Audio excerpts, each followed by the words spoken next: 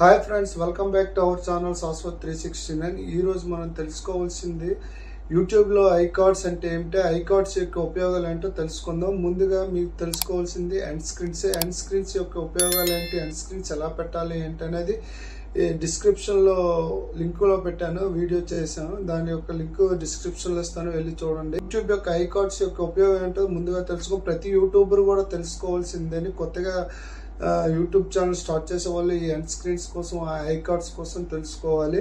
దీనివల్ల ఉపయోగాలు ఏంటంటే మనకి వ్యూస్ కూడా పెరుగుతారు.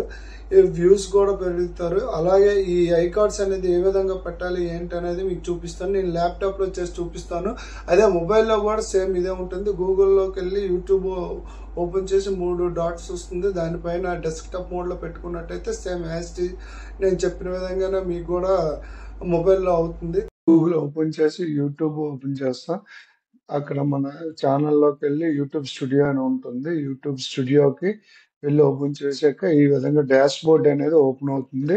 కంటెంట్ లో కాకుండా డాష్ బోర్డ్ లోకి వెళ్ళినట్టయితే మన వీడియోస్ అన్ని కనిపిస్తుంది. ఏ వీడియోకి మనం ఐకార్డ్ ఇవ్వాలనుకుంటున్నామో ఆ వీడియో సెలెక్ట్ చేసుకొని ఇక్కడ ఎండ్ స్క్రీన్స్ ఐకార్డ్స్ అని ఉంది. ఐకార్డ్ పక్కన క్లిక్ చేసినట్టయితే వీడియో ప్లేలిస్ట్ ఛానల్ అని ఉంటుంది. వీడియో క్లిక్ చేసి ఏ వీడియో కావాలో ఆ వీడియో ఇచ్చినట్టయితే చూడండి, ఈ విధంగా ఐకార్డ్ అనేది వస్తుంది. ఇక్కడ మనం ఈ కర్సర్ తో ఎక్కడ టైం అనేది సెట్ చేసుకోవచ్చు, ఎక్కడ కావాలంటే అక్కడ వస్తుంది. లేదా డైరెక్ట్ ఎక్కడైనా మనం టైం అనేది ఇచ్చుకోవచ్చు, ఎన్ని సెకండ్స్ అనేది. ఈ విధంగా ఇచ్చుకున్నట్టయితే మనకి ఐకార్డ్ అనేది ఇలాగ డిస్ప్లే అవుతుంది. దీనివల్ల ఉపయోగం అంటే అది క్లిక్ చేస్తే మనకి ఇది అనేది వస్తుంది. ఈ విధంగా సేవ్ చేసుకోవాలి.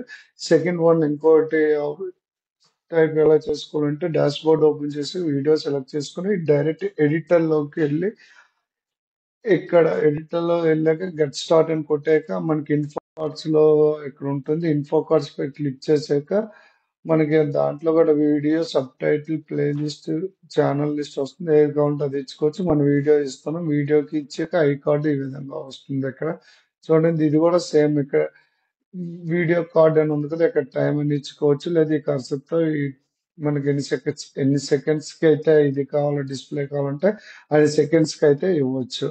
ఒకవేళ మనం ఇచ్చిన వీడియోకి ఏ విధంగా ఐ కార్డ్ వస్తుందో ఇప్పుడు ఒకసారి చెక్ చేసి చూద్దాం.